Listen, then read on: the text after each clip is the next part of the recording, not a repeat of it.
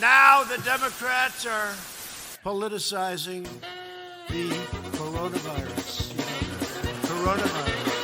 And this is their new hoax.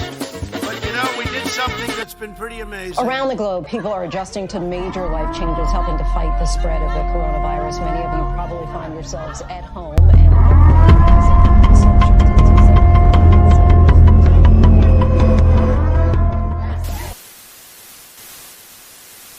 press is in hysteria. Hey, man.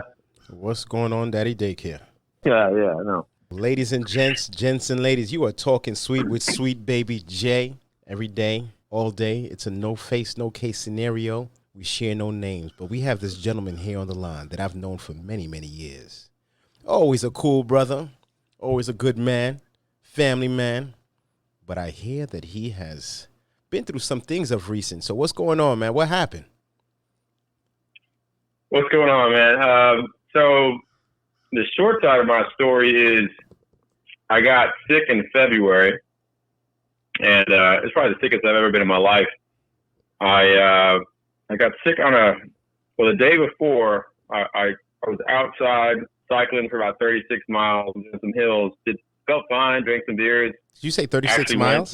36 miles. Gosh, damn. Okay. Sheesh. Motorcycle or bicycle?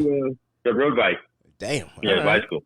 Damn. All right, cool. And then after that, I went to a couple vineyards, a distillery with my in-laws, and I felt fine. I woke up the next morning, and I was going to do another bike ride with a buddy of mine. And luckily, it was foggy outside, so we decided not to do it.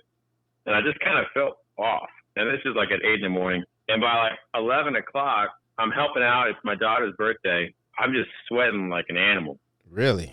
Holy sheesh. Yeah. And I'm hot, I'm sweating, don't feel good. And meanwhile, I'm like the sous chef for breakfast. So I'm cutting everything up, and I'm like, man, I probably shouldn't be cutting all this stuff up. But my wife was like, shut up and do it. I didn't feel good the other day. Just do it. She was being a natural wife. Yeah. Okay, cool. Yeah, she was doing the wife thing pretty well.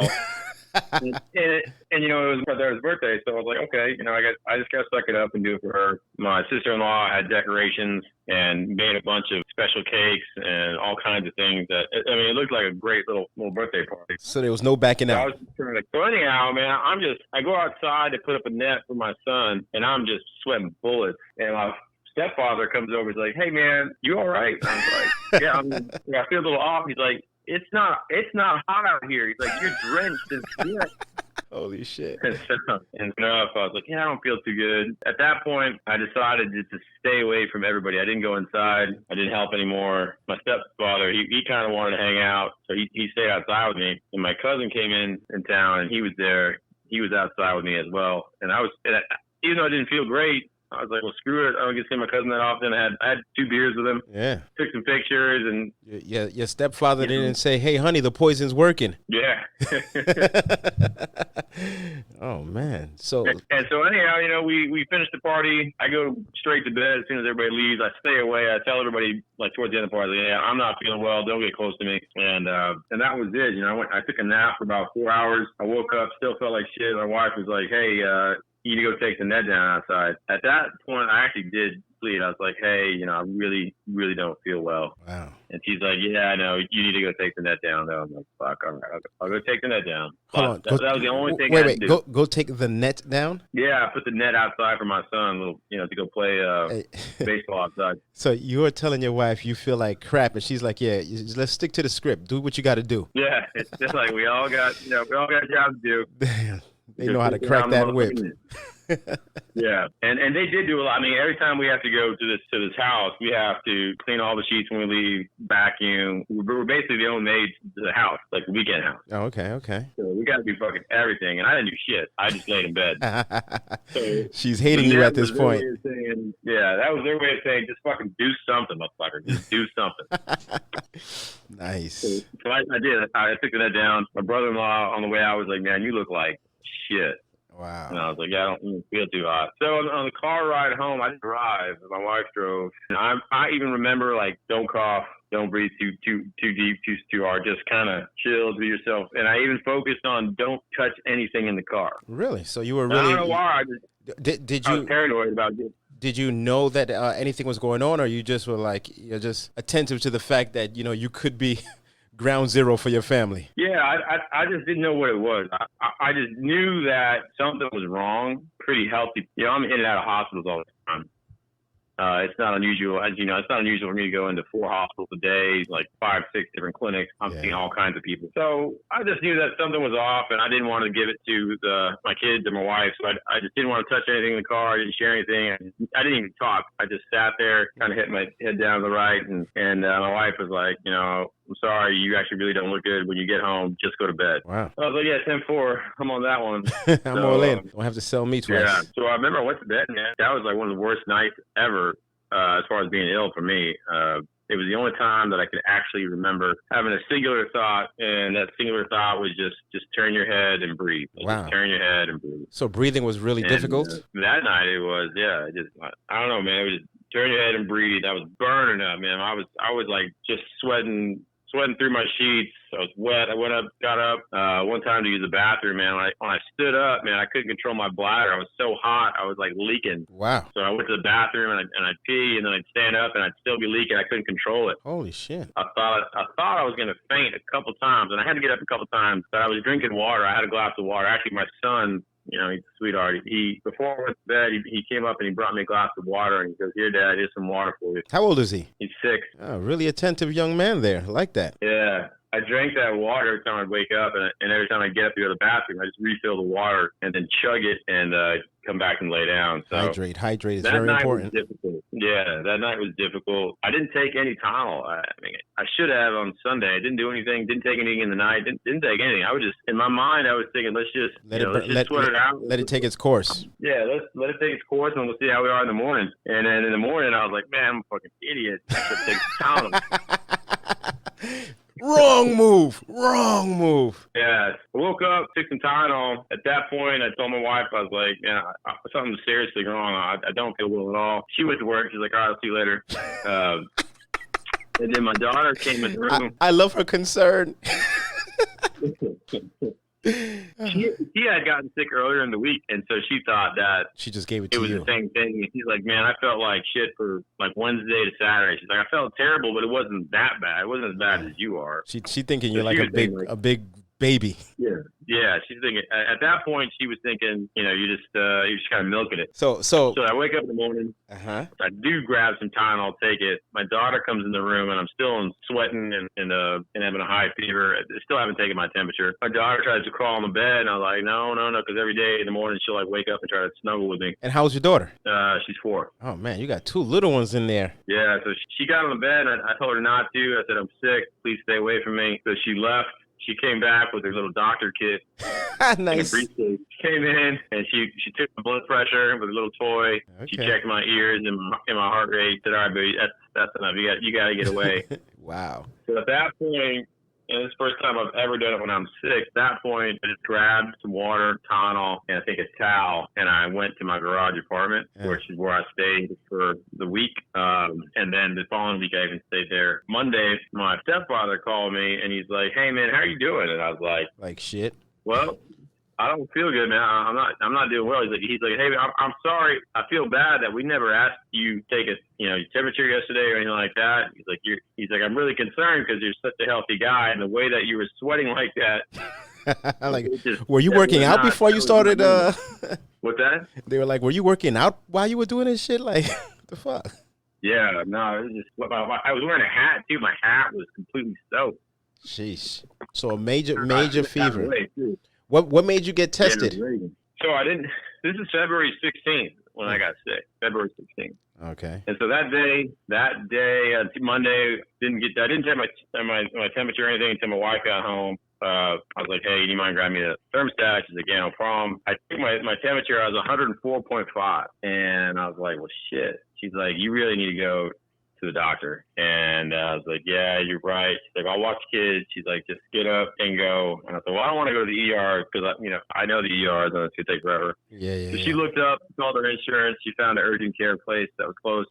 Sent the hours, sent me the address, and she's like, all right, here, just go here. Really important. She checked her insurance first. Nice. That's a Man, smart. that's the real deal. We got screwed. We got screwed last year on it. I know. That's a real. You got to check your insurance. It's not a game out here. Yeah, no, we called the insurance first and said, hey, we're going to go here to this urgent care. Do you guys accept it? Because last year I went to an urgent care, which I had been going to for years, but something switched in our insurance. We weren't aware of it. We got hit with like a $10,000 bill. No good. No good at all. For 20 minutes. You know how I go. I mean, we know that. I know how that goes. Exactly. I go to that urgent care. They test me for the flu, and it comes back positive for flu A. So I'm like, okay, cool. And we're right around 36-hour mark or 35-hour mark of getting sick. Because Monday night I got sick on Sunday. Technically, you're supposed to take Tamiflu in the first 48 hours to be effective. So you're right there. And I did not have time to. By the time I left, the pharmacy that I was going to go to was not 24 hours, and so I didn't get it picked up till the next morning. So I started taking Tamiflu on Tuesday morning. Still had 104 fever all day. I think that night it got down to like 103. Wake up Wednesday morning. My wife's calling me. She's like, "My daughter's sick now." Oh shit. My son got up in the middle of the night to wake up my wife. He said that my daughter was having trouble breathing. Oh man. So my wife went, and that kind of freaked her out. Went to go take care of her, and then I didn't go. She took my daughter to the doctor, tested for flu A, and came back positive for her also. Okay. So now my daughter is now living in the quarantine area in the garage apartment with me starting Wednesday. So I'm taking care of her, and she's got raging 104 fevers also. And you're both sick as shit. We're both sick as shit upstairs together, watching TV, movies, and drinking water. I got popsicles for her, the electrolyte popsicles for her to suck on. Oh, that's a good idea. Yeah, I never thought about that. Popsicles for the kiddos. They'll suck that down like anything, you know. Yeah, that's Wednesday. Thursday rolls around. My fever dropped. By Wednesday night, I'm like around 100, 101, living around there. And on Thursday, that was feeling normal. Yeah, and that was like, man, I'm feeling a little bit better. But my cough, man, I was spitting up. I mean, not to be too grotesque, but it was like spitting up diarrhea out of my mouth. Oh wow, sheesh. And I would cough, and it was brown, striated, just nasty. Oh. And I was, I was in pretty good shape before I got sick. I was biking a lot and I was swimming a lot. And so my difficulty in breathing was mostly when I was laying down. When I would lay down, I'd have to focus on shallow breathing and just stay relaxed and not freak out. So you laying flat was what hurt you most, or was it you had to sit up a little bit? Yeah, I was laying flat was no bueno, man. Oh, man. I had to put a couple pillows up there and sit up so that I could breathe better. Wow. And then at night it's scary when you're sleeping. You're trying to sleep. You're trying to stay awake at the same time because your daughter is there and you're trying to make sure she's breathing. Sheesh, yeah. Meanwhile, you feel like shit. That was tough on Wednesday night, Thursday night. Thank God my fever had came down to 101s, 102 areas. But I would just have random sweat. I would just break out in random full body sweat. I was showering probably 3 times a day. And my bed was soaked, man. I was washing my sheets probably every day myself. Time for a new bed. Were you ever thinking that, damn, did I pee myself? Like, what's going on here? Yeah. I got a picture of my bed, man. I'll send it to you. I got a picture of my bed, and it's just soaked. I mean, even butt crack sweat is just chilling in the bed, man. You can see my perfect imprint of me laying there. It may be time for a new bed, brother. And that was like day 4, too. I'm still sweating. Jeez. So I woke up Friday morning. By this point, my daughter's fever had gone down, but I knew that I was having difficulty breathing through that night. And it was Friday now, and I got nervous because, on the weekends, you don't really want to go to the doctor or the hospital on the weekend. So yeah, all weekend thing. So I decided to get up on Friday morning and go back to the urgent care, same place. And at that point, some of my doctors that I work with, they were checking in on me, and one of them was like, "Hey man, if you're spitting up brown, that's pneumonia. You need to go get checked." At first, I think on Wednesday or Thursday, I thought it got a little bit better, like the sputum that was splitting up, it was a little bit better, but then it got. By Friday, it was terrible, man. It was bad. Really brown. It was brown and thick and just mouthfuls of it, man. It was literally, couldn't believe where that stuff was coming from. Does it come up so much where a point where you feel like you could drown on it if you weren't, being attentive to the fact that you better spit this shit out? No, I didn't feel like I was going to drown in it. It felt just like when I would lay down, it felt just difficulty to breathe, man. I didn't feel like the drowning sensation. Like crackles or? Crackles for sure. Oh yeah, I could make my voice sound like pure crackles. Wow. which I've been able to do like that. So on Friday morning, I get up and I take my daughter with me, man. Her fever has subsided. She's in that area now. She's probably 100. And I'm like, all right, well, I can't give her to my nanny because whatever I have. Going to be passing it on some more. I was afraid of killing my nanny because she's got diabetes and some other stuff. You need her. So I said, all right, well, I'm going to keep her with me. And I took her to the doctor, the urgent care. And I did put on a mask on her, and I put on a mask on me when we walked in there. The urgent care had masks right there when you walk in. So, I put a mask on us right away. And again, this is in February. Yeah, before all the masks were gone. Yeah, so they were handing them out where you walk in, like, here you go, you need a mask right here. So my daughter's in a mask, I'm in a mask. We go in there, I talk to a resident or the MD that's there. I ask for a chest X-ray. I walk in saying, I need a chest X-ray, please, see what's going on. I'm concerned I may have pneumonia. I'm like, okay. They listen to me and they're like, you don't sound. And then they give me a chest X-ray, and then to me, I take a look, and then I take a picture of myself. There's definitely fluid buildup in my lungs. Did they do a CAT scan as and well? And then the lady comes back. What's that? Did they do a CAT scan as well? I'll get to that, yeah. We're still on Friday, though. On Friday, the urgent care, they don't have a CAT scan there. So I'm talking to the MD there, and she's like, okay, she was so confused. Like, she started to freak me out, either that she didn't know what she was doing or there was something that she just didn't want to tell me because it was bad, and she didn't want to freak me out. Damn. And I was like, look, can you just tell me what you're thinking? So I'm aware. I was like, you're not going to freak me out. I work with hospitals. I have plenty. I'm good with reality. Yeah. Just give it to me. And she's like, yeah. And she's like, I'm not really sure how you're here right now, but I'm not sure if it's pneumonia. I'm not sure if it's heart failure. And I'm like, whoa, heart failure. I was like, I look at chest every single day. I was like, I'm looking at that X-ray. That does not look like heart failure. There's no dilated anything in that. It looks fine. But whatever. Again, I'm not an MD, so I just said, okay. Well, they sent it out to the radiologist, and he came back unconclusive if it's pneumonia, and he suggested you need to have a CT scan for a complete diagnosis. Yep. At that point, it's Friday around 11 o'clock now. So this is about a week. She says, well, yeah, this has been going on since Sunday. Now it's Friday. Yeah. And so she says, okay, if you want to go, you need a CAT scan. You need to go you need to go to the hospital. And I'm like, excuse me? And she's like, well, if you can get a CAT scan today, outpatient, do it. Otherwise, if you feel bad, you need to go to the ER right away. And matter of fact, if you just want to get this CAT scan, I recommend you go to the ER right now. Wow. And I'm like, the ER? Wow. You want me to go sit in the ER? I'm not gonna go sit there for hours and I don't feel terrible, and plus I don't want to go sit in the ER because of what's in the ER. And that bill that's gonna come from that ER visit too. Yeah. So well, if you can go see your PCP and have them schedule you an outpatient CT scan, maybe you can get it today. And I was like, all right, well I'm gonna go with that then because I'm not going to the ER, and I feel bad, pretty bad, and I feel a little bit nervous now because she's like, I'm not really sure how you're just here right now. I think go to the ER right now. Yeah, that's real scary talk. Yeah, it doesn't feel good. I called my PCP up, and I knew that she had early hours on Friday, so I called her and I said, hey, this is my situation. Can you see me today? And I'm talking to her front desk lady, and she's like, yeah, how fast can you get here? And I'm like, I can be there 15 minutes. She's like, we close at, I think they closed like at 12:30 on Friday or 1. And so I got there. They had a full house. I signed in. I was the very last patient to call in back. Very last patient to see. I've been seeing her for years since I've been down here. And she tells me, she listens to me, and she's like, what the hell? She's like, who saw you? Who let you walk out of there without giving you any medicine? And I was like, that's what I said. I did ask at the urgent care. At the urgent care, I was like, can you just treat me broadly? Throw something at me to see what you think it is, and let's go from there. Like, sprinkle just something. Let me walk out of here. Just sprinkle something on me. Some pixie dust or something. Yeah, it was just like, I could have told myself I need to go to the hospital. That's why I went to the urgent care to see if I can get medicine. She just said, no, go to the hospital. Hey, my PCP, man, she saved me, I think. I honestly credit her with saving me at least a hospital admission because she listened to me and she's like, dude, you are drowning right now. She's like, I don't know how you're actually looking so well. Your lungs are full of fluid. She goes, I'm going to give you an antibiotic right now, and I'm going to give you 2 breathing treatments that I need you to do 3 times a day on one of them and 1 time a day on the other one. Wow. And I need you to get a CT scan immediately, either today or tomorrow. And I was like, shit, what's going on? I was like, all right, cool. I mean, getting medicine, I was like, all right, great. So I took the antibiotics immediately within 24 hours. My brown spot up, started to get a little bit more yellow and something more natural. So there was some kind of bacterial infection going on, secondary bacterial infection, whatever it was in the virus. She called me on Monday. Well, backtrack.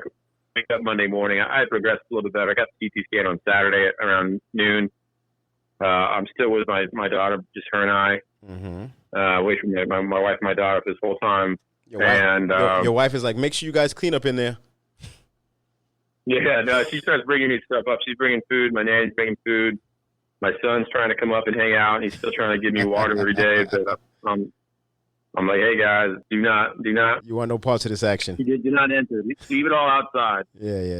You know, it's also strange, man. I have this little humidifier up here in my garage apartment. Dehumidifier, I'm sorry. Yeah. And it sucked out all the humidity out of the air. And I did remember, like when I cleaned the water filter, it just fills up the tank with water, sucks it out of the air and puts it in there. At that time, man, when I was cleaning it up, it had some weird shit in the water that was pulling out of the air. Really? If I pull it out right now, pull it out right now.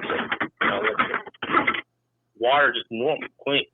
But when you were sick, it was really sucking out some gunk. Yeah, there was some extra stuff in there that I was like, what the hell? That's weird. I didn't think anything of it. I thought just maybe I hadn't been up here in a while, so maybe that is it. Wow. But for that week, it was pulling up some weird stuff. Wow. Anyway, so the weekend goes by, Saturday, Sunday. I'm feeling better. My fevers are going away. Wake up Monday morning, and I check my daughter because every morning, I was checking on her throughout the night. I check her when I wake up. I put my hand on her forehead. Yeah. Dude, she is on fire. Holy cow. I'm like, oh, no. I take her temperature. She's at 104 again. Oh, my gosh. I'm like, and when is your kid? When is your kid? You're like super scared. Yeah. And well, I'm thinking she's got the same thing I'm going through. I'm like, shit, I hope she doesn't have any kind of pneumonia going on. So I take her to the doctor. And I tell them what's been going on with me. And I tell them that I'm on antibiotics. And they were like, well, it's not a sinus infection. She sounds a little wet. And I'm like, look, this is what's going on with me. And I tell them, she's like, all right, well, we're going to do a really high dose antibiotic of I think it was amoxicillin. They gave her a high dose of amoxicillin. For your daughter, yeah. Yeah, and so she did that, and she got better. We left the office, and then I got the phone call from my PCP, and they're like, hey, you taking antibiotics? And I said, yeah. They said, good, you need to take all 10 days of that. Be sure you're taking all that. And I was like, okay. Just said, are you calling me because you got my results? She's like, yeah. Doctor is worried about you, and she wants to make sure you're okay. We got the CT scan back. You have double pneumonia. Holy shit. And I'm like, okay. Then I looked up dental pneumonia and all that stuff. I was like, oh, wow, this is fatal if left untreated. That's scary. And then I was having a sort of bleeding, and I'm like, if I hadn't gone, that was on Friday. If I had to stay Friday, Saturday, Sunday without any meds, there's no way. It would have been RIP. I don't know about that. I would have been in the hospital, though. I would have had to go to the hospital. Oh, okay. I get better. The next week, I actually do go to work, but I'm doing like half days, and I'm still paranoid about myself. So I was doing social distancing before social distancing because I didn't want to get any of my customers sick. Yeah. So I wouldn't go into their offices. Usually I go in there and shoot the shit. I wouldn't go in their offices. I'd stand at the door. I'd check in with them and I'd just say, hey, look, I'm not feeling great. So if you need me, great. If not, I'm gonna leave. And I did. I was working like half days for that weekend, but I would get tired parking my car and walk to the lab, and I would be winded, man. Wow. Well, all that fluid in your lungs. Yeah, that was just lethargic, man. I was extremely tired. So anyhow, I got through that week, got better. I took about 4 weeks off from exercise and then got back into it. And then all this Corona stuff happened, man. Yeah. And so backtrack to last week, antibody test came out in this area. I happened to catch wind of it before it was announced. So on the second day it was out, I went and got tested, and I was like, look, I don't think I had it, but people keep telling me that it wasn't just the flu. So you want to know what was it? And people did want to know, like, did you have something worse than the flu? And I was like, all right, well, I'll take the antibody test. I mean, it's not gonna hurt me. Yeah. And that was kind of my safety net when I was going in and out of hospitals through all this stuff, because I was still doing procedures, I was still around it, and I just told myself, man, I already got so sick, I must have had something like it. So I'm okay. I'm gonna be all right. And I take the antibody test, which it doesn't tell you if you have coronavirus. It just tells you if you have the antibodies to fight the virus, which some will speculate that means you were exposed to the coronavirus. Yeah. Or SARS. And so there's two antibodies, IgG and IgM. The IgM makes the IgG. So you get IgM first, which is like you can correlate to an active infection. And then the IgG is made, which is the antibody.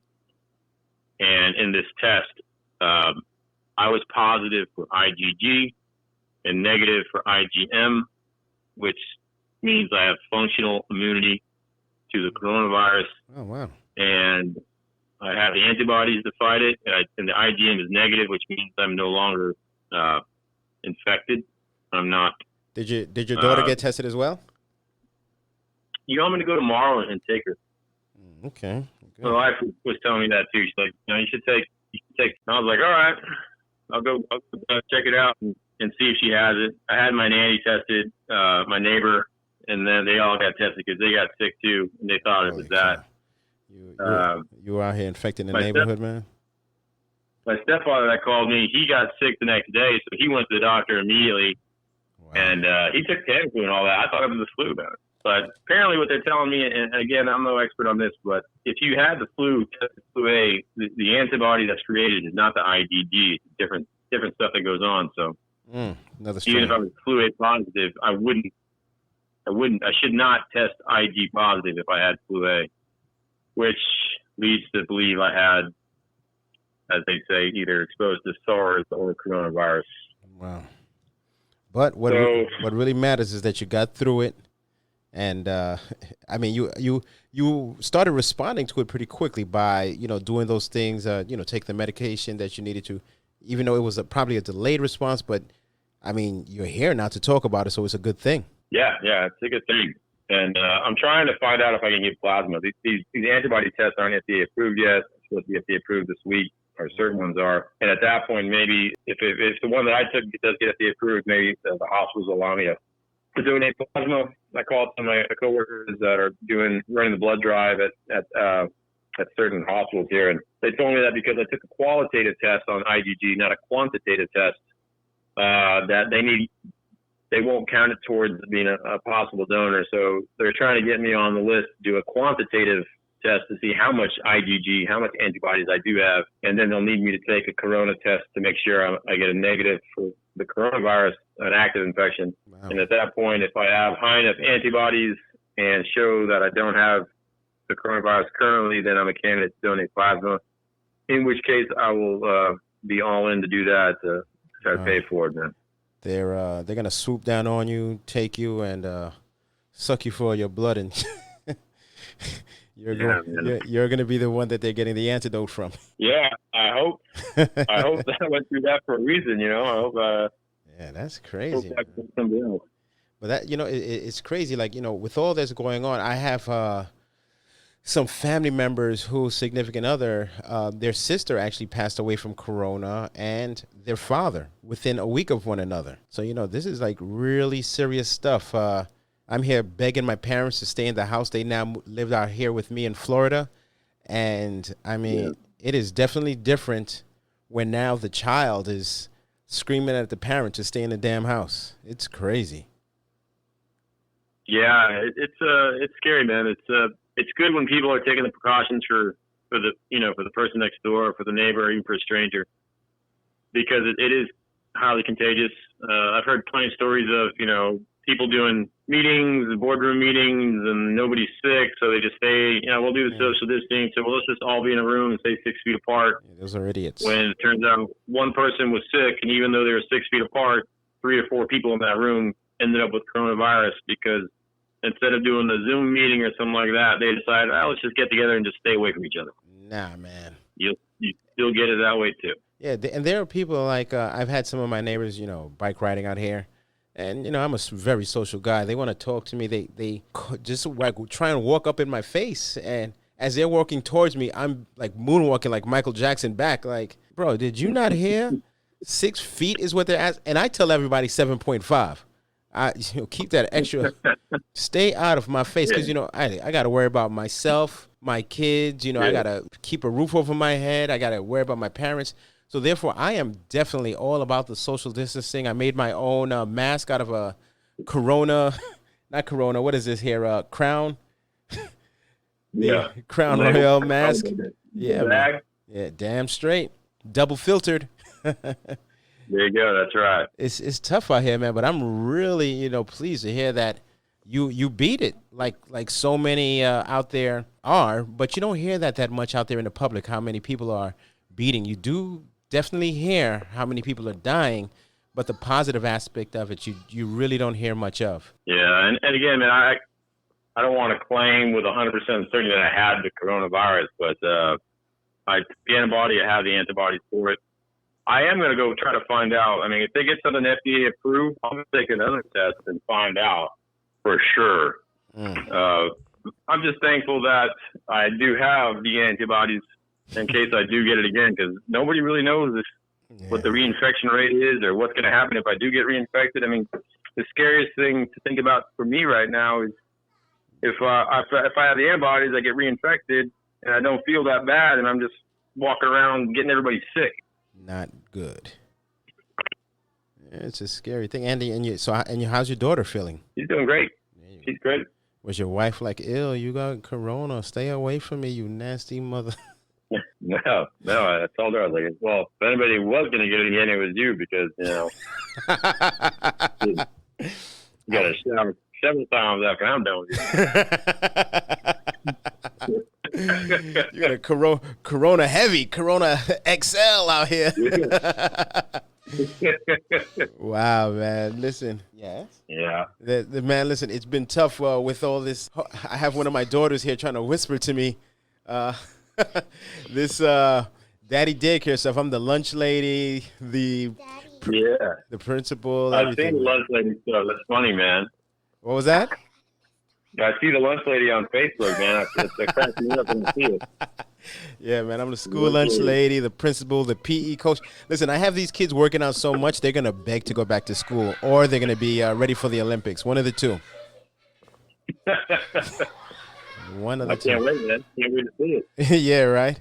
Hey, listen, brother, man, it's been an absolute pleasure talking to you. I'm glad to hear that you and your family has gotten through this on the positive side of things, and I will... just say, thank you for talking sweet with Sweet Baby Jay. It's been an absolute pleasure. Yeah, man, my pleasure too, man. It's always good to talk to you. Please keep in touch, and good luck with everything, man. Thank you.